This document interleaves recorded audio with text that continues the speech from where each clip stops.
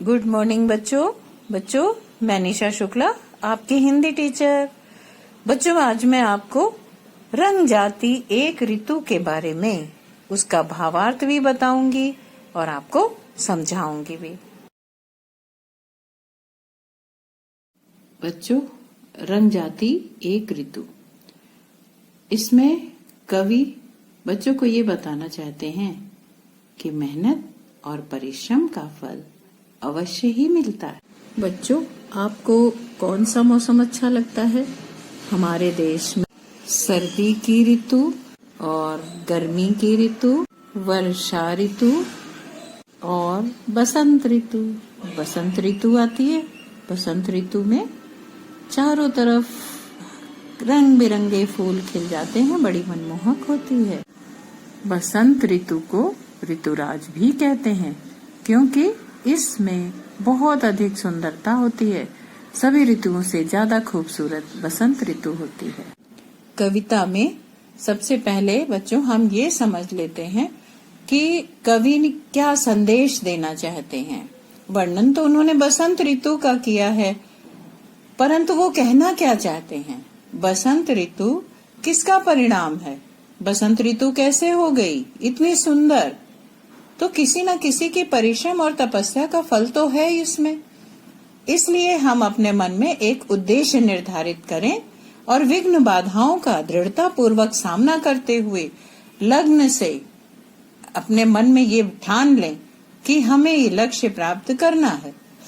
जैसे पेड़ पौधे उगते हैं, सूरज की धूप, हवा सबको सहते हुए, तेज हवा को सहते हुए वे अपने स्थान पर खड़े रहते हैं और इसका परिणाम ये होता है कि वो वातावरण को सुगंधित और सुंदर बना देते हैं, शानदार बना देते हैं। तो ये हमें कवि बताना चाहता है। बच्चों हंसते खिलखिलाते रंग बिरंगे फूल क्यारी में देखकर जी तृप्त हो गया। इसमें कवि कहना चाहता है कि क्यारी में सुंदर सुंदर हंसते खिलखिलाते फूल जो खिले हुए हैं ना, और एक साथ आप देखिए तो लगता है कि हंस रहे हैं, खिलखिला रहे हैं। तो कवि कहता है कि मेरा मन जो है वो प्रसन्न हो गया, तृप्त हो गया। नथुनों से प्राणों तक खिंच गई गंध की लकीर, और जब फूल खिलते हैं तो खुशबू आती है। तो कवि जब कहते हैं कि वो जब सांस लेते हैं तो अंदर तक, बच्चों जब आप सांस लीजिए तो अंदर तक सुगंध भर जाती है, और जब कोई अच्छी सुगंध होती है तो आदमी खूब लंबी सांस लेता है और उससे उसकी मन जो है वो तृप्त हो जाता है। तो वही कवि ने कहा कि नथुनों से यानी नाक से प्राणों तक खिंच गई गंध की लकीर, एक सुगंध नाक से लेकर के और अंदर हृदय तक समा गई, एक सुगंध जो है वो हृदय तक समा गई। आंखों में हो गई रंगों की बरसात, और जब रंग बिरंगे फूल देखे कवि ने बसंत ऋतु में, हरी हरी डालियां और रंग बिरंगे फूल, तो उनको ऐसा प्रतीत हुआ कि आंखों में मानो रंगों की बरसात हो गई कई रंग के फूलों को देखकर, और उनका मन जो है वो अनायास कह उठा। अचानक ही, बिना मतलब, बिना प्रयास, अपने आप, अनायास अपने आप उनका मन कह उठा, वाह धन्य है बसंत ऋतु। बसंत ऋतु की इतनी सुंदरता को देखकर कवि अपने आप कह उठा, बिना किसी प्रयास के, कि वाह, उसके मुंह से निकल गया कि बसंत ऋतु धन्य है। लौटने को पैर ज्यों बढ़ाए तो क्यारी के कोने में दुबका एक नन्हा फूल अचानक बोल पड़ा। बच्चों इसमें कवि कहना चाहते हैं कि वो इतनी सुंदरता बसंत की देख करके जब लौट रहे थे तो उनको क्यारी के कोने में एक फूल था नन्हा सा। उन्हें ऐसा लगा जैसे वो बोल रहा है, सुनो, एक छोटा सा सत्य तुम्हें सौंपता हूँ, एक सच्चाई तुम्हें बता रहा हूँ। उस फूल ने कहा कि रुको, मैं तुम्हें एक सच्चाई बता रहा हूँ। ऐसा कवि को लगा उस फूल को देखकर।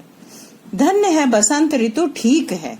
उसने कवि को ये कहते हुए सुना था कि बसंत ऋतु धन्य है। तो उस फूल ने कहा कि रुको, मैं तुम्हें एक सच्चाई बताता हूँ कि बसंत ऋतु धन्य है, ये ठीक है, पर उसकी धन्यता उसकी कमाई नहीं है, वह हमने रची है। हमने उसने कहा फूल ने कि जो बसंत ऋतु का वर्णन आप कर रहे हो, उसकी सुंदरता की बात आप कर रहे हो, वो सुंदरता उसके अंदर कहाँ से आई? आप ही सोचो बच्चों, यदि छोटे छोटे फूल ना खिलते, हरी हरी डालियां ना निकलती, तो इतना सुंदर बसंत क्यों होता, कहाँ से होता? तो उस फूल ने कहा कि जो बसंत ठीक है, धन्य है, ये बात आपकी सही है, लेकिन ये बसंत जो है, उसकी सुंदरता बसंत ने खुद कमाई नहीं है, ये जो है ये हमने बनाई है, छोटे फूल ने कहा। बच्चों, फिर छोटे फूल ने उनको ये बताया कि जो भी सुंदरता है, ये बसंत ऋतु की खुद की बनाई हुई नहीं है, मैंने और हमारे जैसे कुछ साथियों ने मिल करके जगह जगह इस सुंदरता को बनाया है। मतलब छोटे छोटे फूल खिलते हैं, सुंदरता चारों तरफ फैलती है, हरा, लाल, पीला, नीला, अनेक रंगों से बसंत सज जाता है। तो उस फूल ने सच्चाई से परिचित कराया कि ये हमारी परिश्रम का फल है। कौन से परिश्रम को? धूप और बरसात, जाड़ा और पाला झेल। मतलब उनका कहने का मतलब है कि हमने धूप को सहा है, बरसात को सहा है, हमने जाड़ा और पाला मतलब जो वो गिरते हैं, पत्थर गिरते हैं, जो बर्फ गिरती है, बहुत अधिक ज्यादा वहां पर ऋतु जो है ठंडी हो जाती है, तो वही पौधे ने। पौधा कह रहा है कि मैं सूरज से तपा, पूरी आयु एक पैर पर मैं खड़ा रहा, परंतु तुमने उस सुंदर ऋतु को बखाना, पर क्या कभी तुमने पल भर भी तुम उस लौ को देख सके जिसके बल पर मैंने, उसने और इसने, मतलब कई लोगों ने, कई पौधों ने, यानी मेरे एक एक साथी ने मिट्टी का अंधेरा फोड़ सूरज से आंखें मिलाई, उसे यदि तुम जानते तो तुमसे भी रंग जाती एक। कवि कहते हैं बच्चों कि पौधा फिर कवि के को अपना परिश्रम बताता है कि हम लोग कितना भी मेहनत कर रहे हैं, परंतु तुम बखान जो है, वर्णन जो है, वो बसंत ऋतु का कर रहे हो। क्या तुमने कभी उस लौ को भी देखा है, मतलब उस रंग को भी देखा है, उस चीज को भी देखा है जिससे बसंत ऋतु बनी है, जिसके बल पर बसंत ऋतु बनी है? इसको बनाने में मेरा, इसका, उसका, यानी अनेक पौधों की तरफ इशारा करते हैं, अनेक फूलों की तरफ इशारा करते हैं। कवि कहते हैं मैंने, उसने, इसने, मेरे एक एक साथी ने मिट्टी का अंधेरा फोड़कर, अर्थात मिट्टी में बच्चों जब पौधा दबा दिया जाता है तो वो समझो एक अंधकार में दबा रहता है, परंतु जब निकल आता है उसमें से तो कहते हैं कि मिट्टी का अंधेरा फोड़कर, जैसे ही अंकुर फूटता है, पेड़ बड़ा होता है, फिर उसमें कलियां निकलती हैं, फिर रंग बिरंगे फूल निकलते हैं, तो वही उसने कहा कि मिट्टी का अंधेरा फोड़कर जब मैं बाहर आया तो मैंने सूरज से आंखें मिलाई, यदि उसे तुम जानते तो तुमसे भी रंग जाती एक ऋतु। कह रहे अगर इस मेहनत को, इस प्रयास को, बसंत ऋतु को रंगीन बनाने के प्रयास को यदि तुम जानते तो तुमसे भी रंग जाती एक ऋतु, यानी तुम भी फिर एक नई ऋतु का वर्णन करते, तुम भी इस बसंत के बखान के साथ साथ हमारे प्रयास की भी सराहना करते। तो बच्चों, मैं बखाना का मतलब बता दूं, किसी भी चीज का वर्णन करना, बखान करना जिसको कहा जाता है कि किसी चीज का बखान किया जा रहा है। सूर्य से आंख मिलाना, जब वो बड़ा हुआ तो उसके ऊपर सूरज की किरण पड़ी, अर्थात उसने सूर्य से आंख मिलाई। सूर्य को तपा, सूर्य की तेज गर्मी को उसने झेला। तो बच्चों, ये उसका मीनिंग है कि सूर्य को तपा अर्थात सूर्य की तेज गर्मी को झेला, और अनायास मतलब बिना प्रयास ही, बिना किसी प्रयास के, ये शब्द के अर्थ हैं। तो बच्चों, अभी आपने सुना कि बसंत ऋतु कितनी मोहक है, लेकिन किसी भी चीज को बनाने के लिए जिसका परिश्रम होता है, जिसका उसमें हाथ होता है, जिसकी मदद होती है, उसकी भी सराहना करनी चाहिए।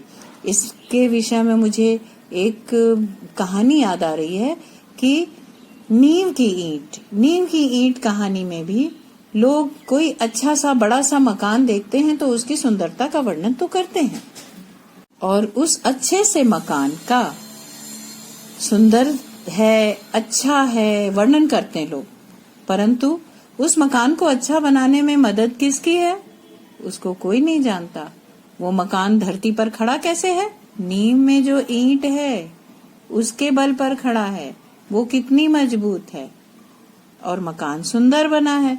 इसी तरह बसंत ऋतु यदि सुंदर है तो उसको सुंदर बनाने में पक्षी, चिड़िया, कोयल और मधुर संगीत करते हैं, फूल खिलते हैं, रंग बिरंगे हरी हरी डालें हो जाती हैं, इनका हाथ होता है बच्चों।